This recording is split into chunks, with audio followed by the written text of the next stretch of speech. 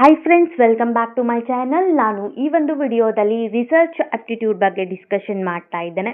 ನಿಮ್ಮ UGC net ಹಾಗೂ KSETಗೆ ಸಂಬಂಧಿಸಿದಂತೆ ಪೇಪರ್ 1ನಲ್ಲಿ ಯೂನಿಟ್ ನಂಬರ್ 2ಅಲ್ಲಿ ಈ ರಿಸರ್ಚ್ ಆಪ್ಟಿಟ್ಯೂಡನ್ನು ನಾವು ನೋಡಬಹುದು.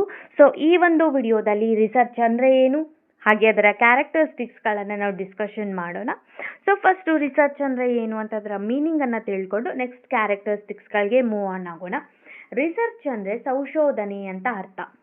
ಅಂದರೆ the word research is made up of 2 terms. Research ಅನ್ನುವಂತಹ ಒಂದು ಪದ 2 ಟರ್ಮ್ಸ್ಗಳಿಂದ ಮಾಡಲ್ಪಟ್ಟಿದೆ. ರೀ ಆ್ಯಂಡ್ ಸರ್ಚ್ ಅಂತ ಹೇಳಿ 2 ಟರ್ಮ್ಸ್ಗಳನ್ನು ನಾವಿಲ್ಲಿ ನೋಡಬಹುದು. Re means again, new or over again ಅಂತ ಹೇಳಿ. ರೀ ಅಂತಂದರೆ ಅಗೇನ್, ಪುನಃ ಪುನಃ ಅಂತ ಹೇಳ್ತೇವೆ, ಅಥವಾ ನ್ಯೂ ಅಂತ ಹೇಳ್ಬೋದು. ಇಲ್ಲ ಅಂದರೆ ಓವರ್ ಅಗೇನ್ ಅಂತಂದರೆ ರಿಪೀಟ್ ಸಮಥಿಂಗ್. ನಾವು ಏನನ್ನಾದರೂ ರಿಪೀಟ್ ಮಾಡೋದು, ರಿಪಿಟೇಷನ್ ಮಾಡೋದು, ಅದಕ್ಕೆ ರೀ ಅಂತ ಹೇಳ್ತೇವೆ.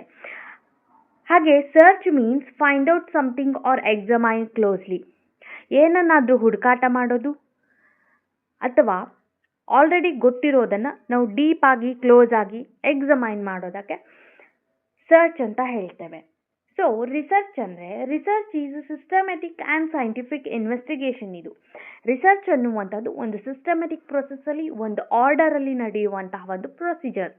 ಇದಕ್ಕೆ ತನ್ನದೇ ಆದಂತಹ ಸ್ಟೆಪ್ಸ್ಗಳಿರ್ತವೆ. ಆ ಸ್ಟೆಪ್ಗಳನ್ನು ಫಾಲೋ ಮಾಡೋದರ ಮುಖಾಂತರ ನಾವು ರಿಸರ್ಚನ್ನು ಮಾಡಬೇಕು. ಹಾಗೆಯೇ ಸೈಂಟಿಫಿಕ್ ಇನ್ವೆಸ್ಟಿಗೇಷನ್, ಇದು ಒಂದು ವೈಜ್ಞಾನಿಕತೆಯ ಆಧಾರದ ಮೇಲೆ ನಾವು ರಿಸರ್ಚನ್ನು ಮಾಡ್ತೇವೆ. ರಿಸರ್ಚಿಂದ ಬರುವಂತಹ ಫೈಂಡಿಂಗ್ಸ್ಗಳು ಯಾವಾಗಲಿದ್ರೂ ವ್ಯಾಲಿಡ್ ಆಗಿರಬೇಕು, ವೆರಿಫೈಯಬಲ್ ಆಗಿರಬೇಕು. ಸೊ ಈ ಒಂದು ಕಾರಣಕ್ಕಾಗಿ ಇದನ್ನು ಸೈಂಟಿಫಿಕ್ ಪ್ರೊಸೆಸ್ ಅಂತ ಹೇಳ್ತೇವೆ. Carried out to discover the new ideas, verify the existing knowledge or find the solutions to problems.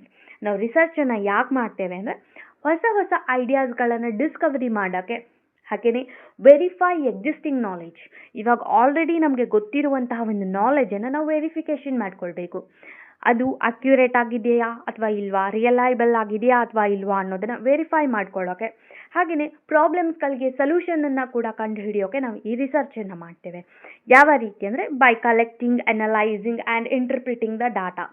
ಡೇಟಾಗಳನ್ನು collect ಮಾಡೋದರ ಮುಖಾಂತರ, ಅನಲೈಸ್ ಮಾಡಿ ಅವುಗಳನ್ನು ಒಂದು ಸಿಸ್ಟಮೆಟಿಕ್ ವೇಲಿ ಇಂಟರ್ಪ್ರಿಟೇಷನ್ ಮಾಡೋದರ ಮುಖಾಂತರ ನಾವು ರಿಸರ್ಚನ್ನು ಮಾಡ್ತೇವೆ, ಸಂಶೋಧನೆಯನ್ನು ಮಾಡ್ತೇವೆ. ಎಕ್ಸಾಂಪಲ್ ಬಂದು, suppose we want to take the admission in UG or PG program.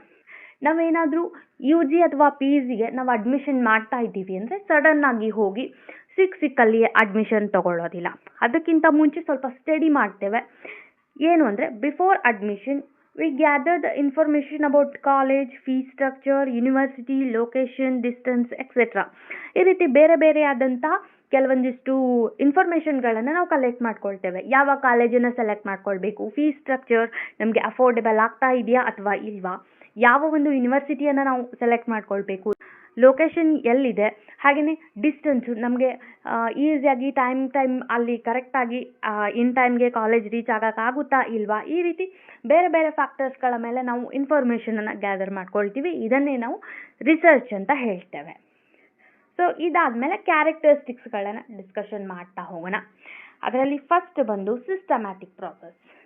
Research ಅನ್ನುವಂಥದ್ದು ಒಂದು ಸಿಸ್ಟಮ್ಯಾಟಿಕ್ ಪ್ರೊಸೆಸ್, ಒಂದು ಆರ್ಡರ್ಲಿ ಮ್ಯಾನರಲ್ಲಿ ನಡೆಯುವಂಥ ಒಂದು ಪ್ರಕ್ರಿಯೆ. ಇದು research is carried out in orderly and planned manner. ಒಂದು ಪ್ಲ್ಯಾನ್ ಮಾಡೋದರ ಮುಖಾಂತರ ಒಂದು ಆರ್ಡರಲ್ಲಿ ರಿಸರ್ಚ್ ಅನ್ನೋದು ನಡೆಯುತ್ತೆ. It follows definite steps such as identification of problem, literature review, hypothesis formulation, collection and analysis of data and final conclusion. ನಾವು ರಿಸರ್ಚನ್ನು ಮಾಡಬೇಕಾದ್ರೆ ಅದಕ್ಕೆ ತನ್ನದೇ ಆದಂತಹ ಸ್ಟೆಪ್ಸ್ಗಳಿರ್ತವೆ. ಪ್ರಾಬ್ಲಮನ್ನು ಐಡೆಂಟಿಫಿಕೇಷನ್ ಮಾಡೋದಾಗಿರ್ಬೋದು, ಲಿಟ್ರೇಚರ್ ರಿವ್ಯೂ, ಹಾಗೆಯೇ ಹೈಪೋಥೆಸಿಸನ್ನು ಫಾರ್ಮ್ಯುಲೇಟ್ ಮಾಡ್ತೇವೆ, ಆಮೇಲೆ ಡೇಟಾಗಳನ್ನು ಕಲೆಕ್ಷನ್ ಮಾಡಿ ಅನಲೈಸ್ ಮಾಡ್ತೇವೆ. ಇದರ ಒಂದು ಆಧಾರದ ಮೇಲೆ ಫೈನಲ್ ಆಗಿ ನಾವು ಕನ್ಕ್ಲೂಷನನ್ನು ತಗೊಳ್ತೇವೆ. Random or unplanned activities are not considered research. ನಾವು ಒಂದು ಸಿಸ್ಟಮೆಟಿಕ್ ಅಥವಾ ಒಂದು ಪ್ಲಾನ್ಡ್ ವೇ ಇಲ್ಲದೆ ನಾವು ರ್ಯಾಂಡಮ್ ಆಗಿ ಏನೇನೋ ಆಕ್ಟಿವಿಟೀಸ್ಗಳನ್ನು ಮಾಡಿದರೆ ಅದು ರಿಸರ್ಚ್ ಅಂತ ಅನ್ನಿಸ್ಕೊಳ್ಳೋದಿಲ್ಲ. ರಿಸರ್ಚ್ ಅಂತ ಅನ್ನಿಸ್ಕೊಳ್ಬೇಕಾದ್ರೆ ಒಂದು ಸಿಸ್ಟಮ್ಯಾಟಿಕ್ ಪ್ರೊಸೀಜರ್ ಅನ್ನೋದು ಇರಬೇಕಾಗತ್ತೆ. ಇದಾದ ಮೇಲೆ ರಿಸರ್ಚ್ ಅನ್ನೋದು ಆಬ್ಜೆಕ್ಟಿವ್ ನೇಚರಲ್ಲಿ ಇರುತ್ತೆ, ನಾಟ್ ಅ ಸಬ್ಜೆಕ್ಟಿವ್. ಅಂದರೆ research is free from personal feelings, opinions or biases of the researcher. Researcher ಅಂದರೆ ಯಾವ ಒಬ್ಬ ವ್ಯಕ್ತಿ ರಿಸರ್ಚ್ ಮಾಡ್ತಾ ಇರ್ತಾನೆ ಅವನಿಗೆ ರಿಸರ್ಚರ್ ಅಂತ ಹೇಳ್ತೇವೆ. ಇಲ್ಲಿ ಒಬ್ಬ ಸಂಶೋಧಕನ ಯಾವುದೇ ರೀತಿಯಾದಂತಹ ವೈಯಕ್ತಿಕ ಭಾವನೆಗಳನ್ನು, ವೈಯಕ್ತಿಕ ಅಭಿಪ್ರಾಯಗಳನ್ನು ರಿಸರ್ಚ್ ಒಳಗೊಂಡಿರಬಾರ್ದು. It should be always free from personal feelings and opinions of researcher. Conclusions are based on facts, evidence and logical reasoning rather than beliefs or emotions. ಇಲ್ಲಿ ಯಾವುದೇ ರೀತಿಯಾದಂತಹ ಬಿಲೀಫ್ಸ್ ಆ್ಯಂಡ್ ಎಮೋಷನ್ಸ್ಗಳನ್ನು ಕನ್ಸಿಡರ್ ಮಾಡದೆ ಒಂದು ಆ್ಯಕ್ಚುವಲ್ ಫ್ಯಾಕ್ಟ್ಸ್ಗಳ ಆಧಾರದ ಮೇಲೆ, actual ಎವಿಡೆನ್ಸ್ಗಳ ಆಧಾರದ ಮೇಲೆ ನಾವು ಕನ್ಕ್ಲೂಷನನ್ನು ಡ್ರಾ ಮಾಡುವಂತಿರಬೇಕು. ಇದಕ್ಕೆ ನಾವು ಆಬ್ಜೆಕ್ಟಿವಿಟಿ ಅಂತ ಹೇಳ್ತೇವೆ. ನೆಕ್ಸ್ಟ್ ಬಂದು ಎಂಪೆರಿಕಲ್ ರಿಸರ್ಚ್. ಯಾವಾಗಲಿದ್ರು ಎಂಪೆರಿಕಲ್ ನೇಚರಲ್ಲಿ ಇರಬೇಕು. ಅಂದರೆ ಪ್ರಾಕ್ಟಿಕಲ್ ಆಗಿ ನಾವು ಎಕ್ಸ್ಪೀರಿಯನ್ಸ್ಗಳನ್ನು ಮಾಡಿ, ಪ್ರಾಕ್ಟಿಕಲ್ ಆಗಿ ಒಂದು ಪ್ರಾಬ್ಲಮ್ ಬಗ್ಗೆ ಸ್ಟಡಿ ಮಾಡಿ, ಅದರ ಬಗ್ಗೆ ಡೇಟಾಗಳನ್ನು ಕಲೆಕ್ಟ್ ಮಾಡಿಕೊಂಡು ನಾವು ಫೈನಲ್ ಕನ್ಕ್ಲೂಷನನ್ನು ತಗೊಳ್ಬೇಕು. Research is based on real life observation and experiences. Research ಅನ್ನೋದು ಯಾವಾಗಲಿದ್ರು ರಿಯಲ್ ಲೈಫ್ ಅಬ್ಸರ್ವೇಷನ್, ಓನ್ ಆಗಿ ಅಬ್ಸರ್ವೇಷನ್ಗಳನ್ನು ಮಾಡೋದ್ರ ಮುಖಾಂತರ ಸೆಲ್ಫ್ ಎಕ್ಸ್ಪೀರಿಯನ್ಸಸ್ಗಳನ್ನು ಮಾಡಿ ನಾವು ಡೇಟಾಗಳನ್ನು ಕಲೆಕ್ಟ್ ಮಾಡ್ತೇವೆ.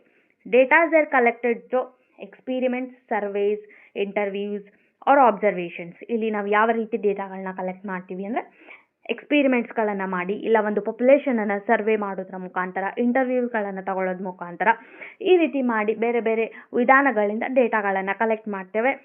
Conclusions are drawn from actual evidences rather than opinions and beliefs. ಇಲ್ಲಿ ಕನ್ಕ್ಲೂಷನನ್ನು ಆ್ಯಕ್ಚುವಲ್ ಎವಿಡೆನ್ಸ್ಗಳ ಆಧಾರದ ಮೇಲೆ, ಆ್ಯಕ್ಚುವಲ್ ಡಾಟಾಗಳ ಆಧಾರದ ಮೇಲೆ ನಾವು ಕನ್ಕ್ಲೂಷನನ್ನು ತಗೊಳ್ತೇವೆ, ಫೈನಲ್ ಡಿಸಿಷನನ್ನು ಮಾಡ್ತೇವೆ. ರಾದರ್ ದ್ಯಾನ್ ರಿಸರ್ಚನ್ಗೆ ಸಂಬಂಧಪಟ್ಟಂತಹ ಒಪಿನಿಯನ್ಸ್ಗಳು ಹಾಗೆ ಅವನ ಬಿಲೀಫ್ಸ್ಗಳ ಆಧಾರದ ಮೇಲೆ ನಾವು ಡಿಸಿಷನನ್ನು ತಗೊಳ್ಳೋದಿಲ್ಲ. ಸೊ ಈ ಒಂದು ಕಾರಣಕ್ಕಾಗಿ ರಿಸರ್ಚ್ ಯಾವಾಗಲಿದ್ರು ಎಂಪೆರಿಕಲ್ ನೇಚರಲ್ಲಿ ಇರುತ್ತೆ ಅಂತ ಹೇಳ್ಬೋದು. ಆಮೇಲೆ ರೆಪ್ಲಿಕೇಬಲ್ ರಿಸರ್ಚ್ ಯಾವಾಗಲಿದ್ದು ರೆಪ್ಲಿಕೇಬಲ್ ನೇಚರಲ್ಲಿ ಇರಬೇಕು. ಅಂದರೆ a good research study can repeated by other researcher using the same methods. ನಾವು ಒಂದು ರಿಸರ್ಚನ್ನು, ಒಂದು ಕಾನ್ಸೆಪ್ಟ್ ಬಗ್ಗೆ ರಿಸರ್ಚ್ ಮಾಡ್ತಾ ಇದ್ರೆ ಎಷ್ಟೇ ಸಲ ರಿಸರ್ಚ್ ಮಾಡಲಿ, ಸೇಮ್ ಮೆಥಡ್ಸ್ಗಳನ್ನು, ಸೇಮ್ ಟೆಕ್ನಿಕ್ಸ್ಗಳನ್ನು ನಾವು ಯೂಸ್ ಮಾಡಿ ಎಷ್ಟೇ ಸಲ ರಿಸರ್ಚ್ ಮಾಡಲಿ, ಅದರಿಂದ ಬರುವಂತಹ ರಿಸಲ್ಟ್ ಪ್ರತಿ ಸಲನೂ ಸೇಮ್ ಆಗಿರಬೇಕು. ಸಿಮಿಲರ್ ರಿಸಲ್ಟನ್ನು ನಾವು ಪಡಿತಾ ಇರಬೇಕು. ಇದಕ್ಕೆ ರೆಪ್ಲಿಕೇಬಲ್ ಅಂತ ಹೇಳ್ತೇವೆ. If similar results are obtained, the findings are considered more reliable. ನಾವು ಪ್ರತಿ ಸತ ಎಷ್ಟೇ ಸಲ ನಾವು ರಿಸರ್ಚ್ ಮಾಡಲಿ, ರಿಸರ್ಚ್ ಯಾರೇ ಮಾಡ್ತಾ ಇರಲಿ, ಸೇಮ್ ಮೆಥಡ್ಸ್ ಆ್ಯಂಡ್ ಪ್ರೊಸೀಜರ್ಸ್ಗಳನ್ನು ನಾವು ಫಾಲೋ ಮಾಡಿದಾಗ ಅದರಿಂದ ಬರುವಂತಹ ಒಂದು ರಿಸಲ್ಟ್ ಏನಾದರೂ ಸಿಮಿಲರ್ ಆಗಿತ್ತು ಅಂದರೆ ನಮ್ಮ ರಿಸಲ್ಟ್ ಕನ್ಸಿಸ್ಟೆಂಟ್ ಆಗಿದೆ ಅಥವಾ ರಿಯಲೈಬಲ್ ಆಗಿದೆ ಅಂತ ನಾವು ಹೇಳ್ತೇವೆ. In research, the research process, tools and methods are clearly described. The researcher can repeat the study. ನಾವು ಎಷ್ಟೇ ಸಲ ನಮ್ಮ ರಿಸರ್ಚನ್ನು ರಿಪಿಟೇಷನ್ ಮಾಡಿದರೆ ಅದರಿಂದ ಬರುವಂತಹ ರಿಸಲ್ಟ್ ಸೇಮ್ ಆಗಿರಬೇಕು. If they obtain the similar result, the research is considered reliable and scientific.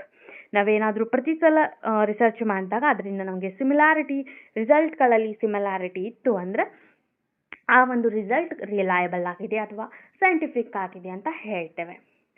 ಇದಕ್ಕೆ ನಾವು ರೆಪ್ಲಿಕೇಬಲ್ ಅಂತ ಹೇಳ್ಬೋದು. ಇದಾದಮೇಲೆ ಪ್ರಾಬ್ಲಮ್ ಓರಿಯೆಂಟೆಡ್ ರಿಸರ್ಚ್ ಯಾವಾಗಲಿದ್ರು ಪ್ರಾಬ್ಲಮ್ ಓರಿಯೆಂಟೆಡ್ ಆಗಿರುತ್ತೆ. Every research begins by identifying a specific problem or issue. ಪ್ರತಿಯೊಂದು ರಿಸರ್ಚ್ ನಾವು ಯಾವುದೇ ಒಂದು ಕಾರಣಕ್ಕಾಗಿ ರಿಸರ್ಚ್ ಮಾಡಬೇಕು ಅಂತ ಅಂದ್ಕೊಂಡ್ರೆ ಅಲ್ಲಿ ಏನೋ ಒಂದು ಪ್ರಾಬ್ಲಮ್ ಇದ್ದೇ ಇರುತ್ತೆ. ಆ ಒಂದು ಪ್ರಾಬ್ಲಮ್ಗೆ ಸೊಲ್ಯೂಷನನ್ನು ಹುಡುಕೋ ಸಲುವಾಗಿಯೇ ನಾವು ರಿಸರ್ಚ್ ಮಾಡ್ತೇವೆ. ರಿಸರ್ಚ್ ಯಾವಾಗಲಿದ್ರು ಪ್ರಾಬ್ಲಮ್ ಓರಿಯೆಂಟೆಡ್ ಆಗಿರುತ್ತೆ. That needs to investigation. Research is conducted to solve the specific problems or to answer a clearly defined research question. It is not conducted without purpose.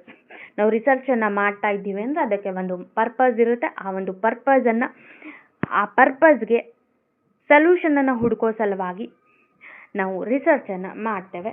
Research ಯಾವಾಗಲಿದ್ರು problem oriented ಆಗಿರುತ್ತೆ. Controlled process. Research is said to be controlled when the researcher regulates or manages the factors that may be influence on the results of research.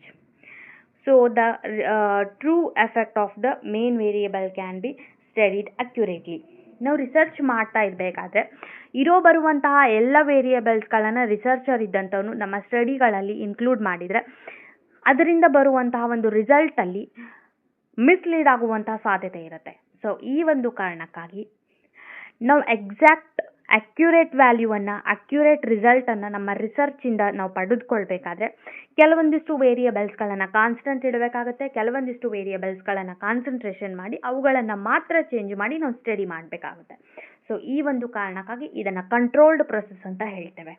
In research, only important variables are allowed to change while other influencing factors are kept constant or controlled. ನಾವು ರಿಸರ್ಚನ್ನು ಮಾಡಬೇಕಾದ್ರೆ ಕೆಲವೊಂದಿಷ್ಟು important ವೇರಿಯಬಲ್ಸ್ಗಳನ್ನು ಮಾತ್ರ ನಾವು consider ಮಾಡ್ತೇವೆ. ಅಂದರೆ independent ವೇರಿಯಬಲ್ಗಳು ಯಾವ್ಯಾವ ಇರ್ತಾವಲ್ಲ ಅವುಗಳನ್ನು ಮಾತ್ರ ಕನ್ಸಿಡರ್ ಮಾಡ್ತೇವೆ. ಹಾಗೆಯೇ ಕೆಲವೊಂದಿಷ್ಟು ಡಿಪೆಂಡೆಂಟ್ ವೇರಿಯಬಲ್ಸ್ಗಳು ನಮ್ಮ ಮೇನ್ ಇಂಡಿಪೆಂಡೆಂಟ್ ವೇರಿಯಬಲ್ಸ್ಗಳ ಮೇಲೆ ಇನ್ಫ್ಲೂಯೆನ್ಸ್ ಮಾಡಿ ರಿಸಲ್ಟನ್ನು ಮಿಸ್ಲೀಡ್ ಮಾಡೋಕ್ಕೆ ಟ್ರೈ ಮಾಡ್ತಾ ಇರ್ತವೆ. ಅಂತಹ ವೇರಿಯಬಲ್ಸ್ಗಳನ್ನು ನಾವು ಕಾನ್ಸ್ಟೆಂಟ್ ಆಗಿಡ್ತೇವೆ. ಸೊ ಈ ಒಂದು ಕಾರಣಕ್ಕಾಗಿ ರಿಸರ್ಚ್ ಇದು ಯಾವಾಗಲಿದ್ರು ಕಂಟ್ರೋಲ್ಡ್ ಪ್ರೊಸೆಸ್ಸಲ್ಲಿ ನಡೆಯುವಂತಹ ಒಂದು ಕ್ರಿಯೆ. ಇದಾದ ಮೇಲೆ ಜನರಲೈಸೇಬಲ್ ಅಂದರೆ research is said to be generalisable when findings obtained from sample can be applied to larger population or similar situations. ನಾವು ಒಂದು ಪ್ರಾಬ್ಲಮ್ ಮೇಲೆ ರಿಸರ್ಚ್ ಮಾಡಿ ಸ್ಟಡಿ ಮಾಡಿ ಏನು ಫೈಂಡಿಂಗನ್ನು ಕಂಡುಕೊಂಡಿರ್ತೇವೆ ಅವುಗಳನ್ನು ಸಿಮಿಲರ್ ಸಿಚುವೇಶನ್ಗಳಿಗೆ ಇಲ್ಲಾಂದರೆ ಒಂದು ಲಾರ್ಜ್ ಗ್ರೂಪ್ ಆಫ್ ಪಾಪ್ಯುಲೇಷನ್ಗೆ ಅಪ್ಲಿಕೇಬಲ್ ಮಾಡೋ ರೀತಿಯಲ್ಲಿ ಇರಬೇಕು. ಅಂದರೆ ನಾವು ಪರ್ಟಿಕ್ಯುಲರ್ ಪ್ರಾಬ್ಲಮ್ಗೆ ಕಂಡುಹಿಡಿದಂತಹ ಒಂದು ಸೊಲ್ಯೂಷನನ್ನು ಜನರಲೈಸೇಬಲ್ ಮಾಡೋ ರೀತಿಯಲ್ಲಿ ನಮ್ಮ ಸ್ಟಡಿ ಇರಬೇಕು ಅಂತ ಈ ಕ್ಯಾರೆಕ್ಟರಿಸ್ಟಿಕ್ಸ್ ಹೇಳುತ್ತೆ. ಇದಾದ ಮೇಲೆ valid and verifiable. This concept implies that whatever you conclude on basis of your findings is correct and can be verified by you and others. ನಾವು ರಿಸರ್ಚನ್ನು ಮಾಡಿ ಫೈಂಡಿಂಗ್ಸ್ಗಳ ಆಧಾರದ ಮೇಲೆ ಏನೇ ಡಿಸಿಷನನ್ನು ತಗೊಳ್ಳಿ ಆ ಡಿಸಿಷನ್ಗಳು ಯಾವಾಗಲಿದ್ರೂ ಕರೆಕ್ಟ್ ಇರಬೇಕು. ಒಂದು ಸರಿಯಾದಂತಹ ಡಿಸಿಷನನ್ನು ತಗೊಳ್ಬೇಕು. ಹಾಗೆ ಅದನ್ನು ಚೆಕ್ ಮಾಡಿ ಟೆಸ್ಟ್ ಮಾಡೋದರ ಮುಖಾಂತರ ನಾವು ಕನ್ಫರ್ಮೇಷನ್ ಮಾಡ್ಕೊಳ್ಬೇಕಾಗುತ್ತೆ. ನಾವು ತೆಗೆದುಕೊಂಡಿರುವಂಥ ಡಿಸಿಷನ್ಸ್ ಸರಿಯಾಗಿದೆಯಾ ಅಥವಾ ಇಲ್ವಾ ಅನ್ನೋದನ್ನು ನಾವು ಒಂದ್ಸಲ ಚೆಕ್ ಮಾಡ್ಕೊಳ್ಬೇಕು. ಸೊ ಇದನ್ನು ನಾವು ವ್ಯಾಲಿಡ್ ಆ್ಯಂಡ್ ವೆರಿಫೈಬಲ್ ಅಂತ ಹೇಳ್ತೇವೆ. So these are some characteristics of research. ನಾನು ಈ ಒಂದು ವಿಡಿಯೋದಲ್ಲಿ ರಿಸರ್ಚ್ ಅಂದರೆ ಏನು ಹಾಗೆ ಅದರ ಕ್ಯಾರೆಕ್ಟರಿಸ್ಟಿಕ್ಸ್ಗಳ ಬಗ್ಗೆ ತಿಳಿಸಿಕೊಟ್ಟಿದ್ದೇನೆ. See you in next video. Thank you so much.